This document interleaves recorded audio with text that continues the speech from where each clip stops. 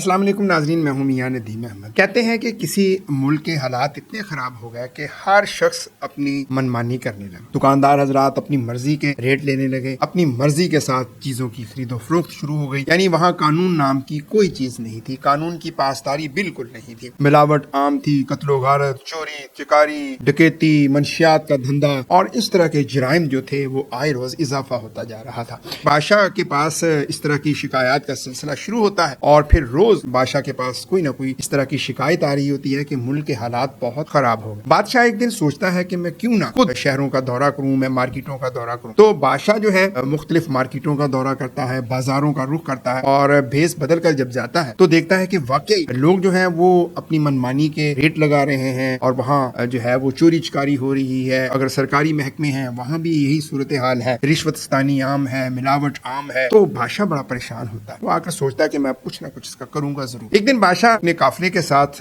کہیں سفر پر ہوتا ہے تو راستے میں جا رہا ہوتا ہے تو دیکھتا ہے کہ ایک کمہار جو ہے وہ چند گدھوں کے ساتھ سفر کر رہا ہے، وہ بھی، اور گدھوں کے اوپر جو ہے وہ سامان لادا گیا۔ تھوڑی دیر کے بعد ایک گدھا جو ہے وہ زمین پر بیٹھ جاتا ہے تو کمہار اس کو 4-5 ڈنڈے جو ہے وہ رسید کرتا ہے، گدھا جو ہے وہ اٹھ کر چلنا شروع ہو جاتا ہے۔ یہ بادشاہ سارا منظر جو ہے وہ دیکھ رہا ہے۔ اچانک کمہار کی نظر جو ہے وہ بھی بادشاہ پر پڑتی ہے۔ کمہار پریشان ہو جاتا ہے کہ شاید بادشاہ نے مجھے یہ جانور پر ظلم کرتے ہوئے دیکھ لیا۔ خیر بادشاہ واپس آتا ہے اور غلاموں کو، اپنے نوکروں کو حکم دیتا ہے کہ اس کمہار کو میرے دربار میں حاضر کیا جائے۔ کمہار کو جب وہ لینے جاتے ہیں تو کمہار پریشان ہو جاتا ہے کہ اب شاید میری خیر نہیں۔ جب وہ بادشاہ کے دربار میں حاضر ہوتا ہے تو بادشاہ اس سے پوچھتا ہے کہ تم یہ کیسے کر رہے ہو کہ ہم سے تو عوام جو ہے وہ سنبھالی نہیں جا رہی، عوام اپنی من مرضی کے ریٹ لگا رہی ہے، سرکاری اداروں میں رشوت عام ہو گئی ہے، بغیر رشوت کے کوئی کام نہیں کر رہا، اور ملاوٹ عام ہو گئی ہے، ہم سے پرائس کنٹرول نہیں ہو رہی، ہم تو انسانوں کو کنٹرول نہیں کر پا رہے،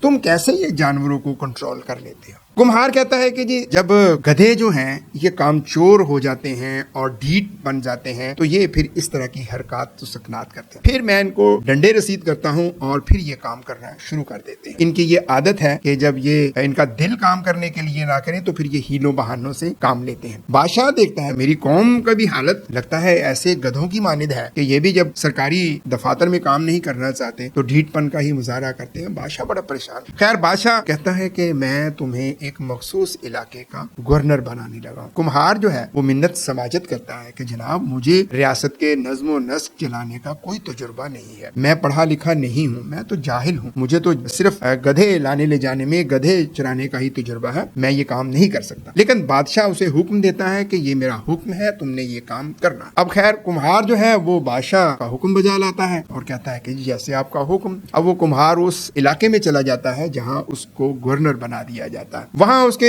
کچھ مشیر ہوتے ہیں، کچھ وہاں گورنر ہاؤس کا عملہ ہوتا ہے۔ اب وہ گورنر صاحب کی خدمت تواضع کرتے ہیں۔ اب چونکہ اسے کوئی تجربہ نہیں ہوتا، اب وہ کھانا پینا اور دورے اور اس طرح کی چیزیں ہو رہی ہوتی ہیں۔ گورنر صاحب آتے ہیں جاتے ہیں، لوگوں کی جو شکایات ہیں وہ آتی رہتی ہیں لیکن اس پہ کوئی عمل درآمد نہیں ہوتا۔ وہ 2-4-6 مہینے گزرتے ہیں، جو گورنر ہے اس کے جو مشیر ہوتے ہیں وہ کہتے ہیں کہ جناب آپ کو بادشاہ نے لوگوں کے مسائل حل کرنے کے لیے بھیجا تھا، اب اتنا عرصہ ہو گیا ہے آپ نہ لوگوں کی فریاد سنتے ہیں نہ ان کی شکایات دور کرتے ہیں، جو شکایات کے انبار ہیں وہ لگ چکے ہوئے ہیں، فائلوں کے ڈھیر لگے ہوئے ہیں، تو ان پہ کوئی کام کیجئے، ان کے کو فیصلے کیجئے، یہ آپ نے فیصلے دینے ہیں۔ گورنر صاحب فرماتے ہیں اچھا چلیں، وہ کہتے ہیں کہ اس جمعۃ المبارک کو میں دربار لگاؤں گا اور جتنے بھی سائلین ہیں ان کو بلا لیا جائے۔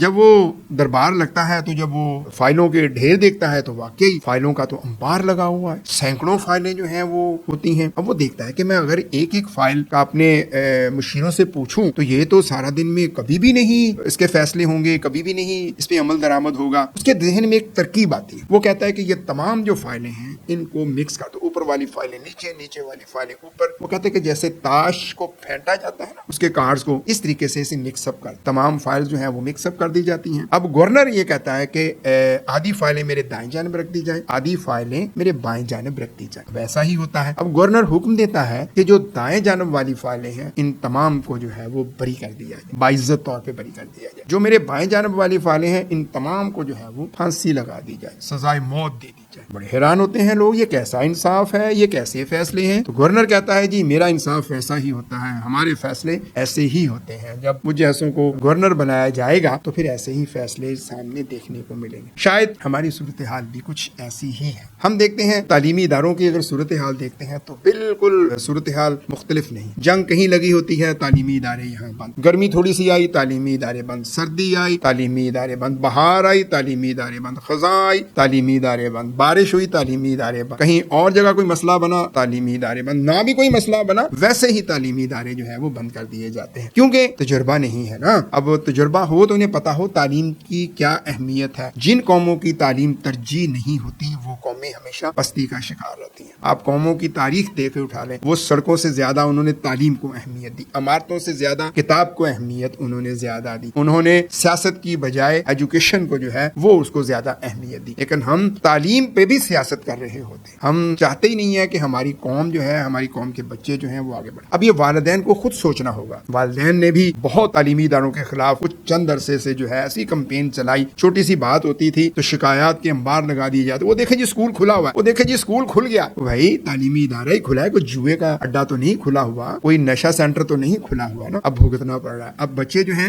وہ زیادہ خراب ہو رہے ہیں، بچے جو ہیں وہ دیکھیں کس کا رخ کر رہے ہیں، سوئمنگ پول پہ جا رہے ہیں، شام کو آپ ویب ہاؤس دیکھیں، جو ویب ہاؤس بنے ہوئے ہیں وہاں پہ اتنا رش، کیفے جو کوئٹہ کیفے، اس طرح کے کیفے بنے ہوئے، وہاں پہ بچے، چھوٹے چھوٹے بچے، میٹرک کے بچے، فرسٹ ایئر سیکنڈ ایئر کے بچے وہاں چائے پی رہے ہیں، لوڈو کھیل رہے ہیں، تاش کھیل رہے ہیں، جوا کھیل رہے ہیں، وہاں بچوں کا مستقبل تباہ نہیں ہو رہا۔ والدین آپ کو خود سوچنا ہوگا، آپ کے بچوں کا مستقبل ہے۔ شاید حکومت کو تو بچوں کی فکر نہیں ہے، لیکن اپنے بچوں کی آپ کو خود فکر کرنا ہو۔ بہت شکریہ۔